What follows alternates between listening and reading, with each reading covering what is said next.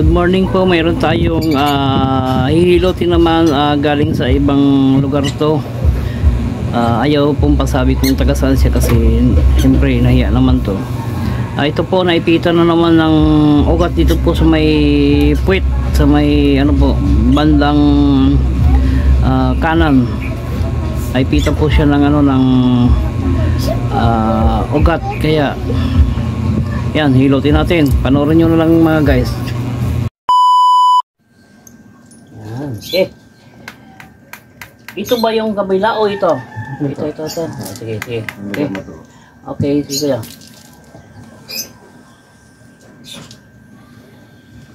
Ito banda?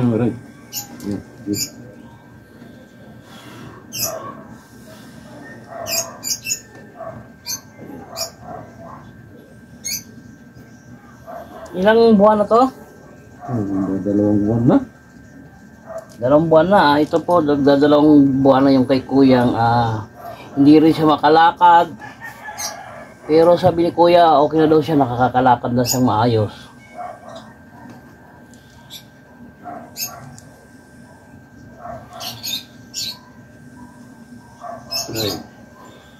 Kuwan lang to kuya, yung ano, ugat na naipit.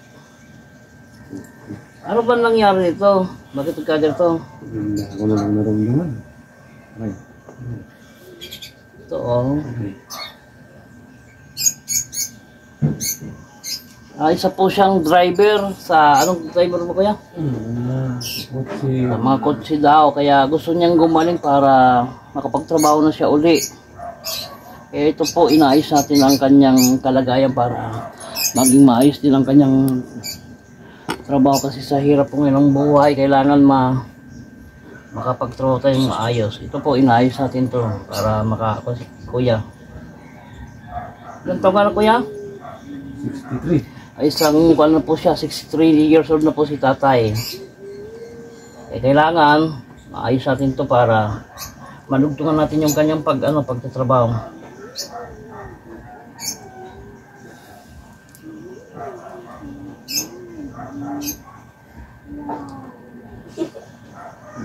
Bali po na kuwan lang ang kanyang ugat.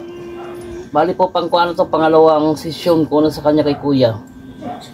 Ngayon po nakakakuha siya, nakakalakad na siyang maayos. Anong pakiramdam mo kuya nung nahilot po na? Do na ano na ako eh. Recover na? Ano konti. Yan po, nakaka-recover na daw po si kuya. Kaya sa tulong ng ating kamay, ito po, natulungan natin itong si kuya para may pamilya po siya, kailangan natin na matulungan to. Binigyan tayo ng Diyos para itulong sa mga mahirap.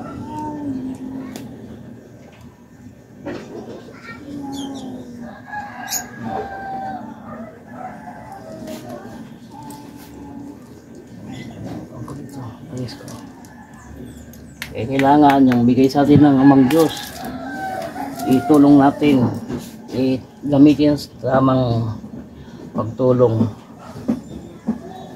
Huwag po natin maningil lang malaki kasi di maganda yan. Pag binigyan tayo ng Amang Diyos ng kapangyarihan, kailangan itulong.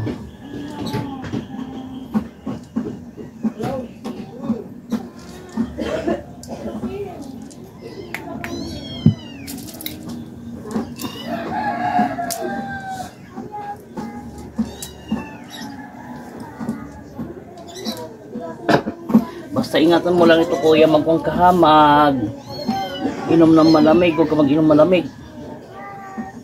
Malamig.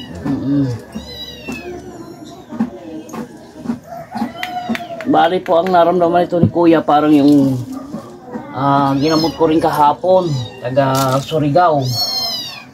Ganito rin naramdaman ni kuya yung kahapon.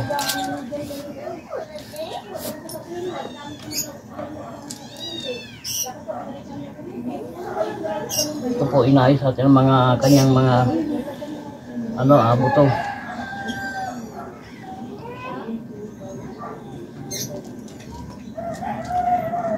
Kung sino po dyan na may case na ganitong naramdaman, lapit lang po kayo kay Ka Bloody. Nandiyan po yung aking contact number sa Facebook page ko. Hanapin nyo lang po.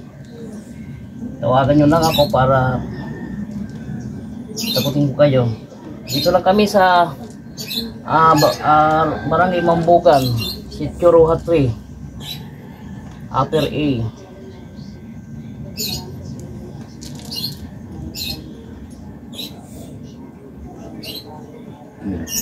Kuya,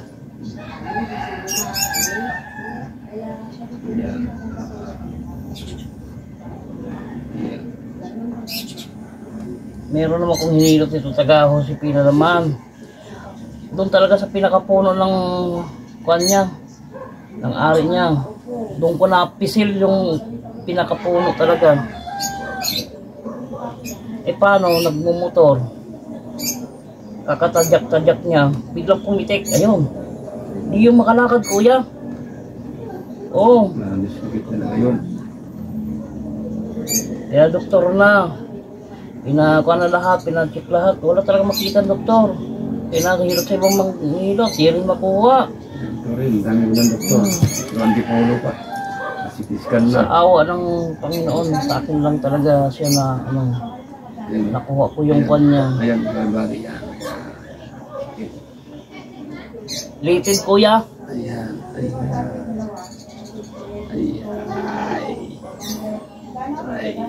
Ayan po, nakuha natin yung pinaka-lated niya.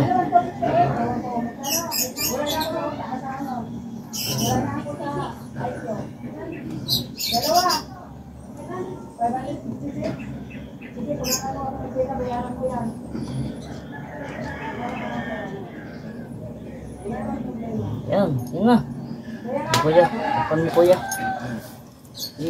Tapan mo muna, dali lang ha, saglitan kuya. Ito po, tapos tayo.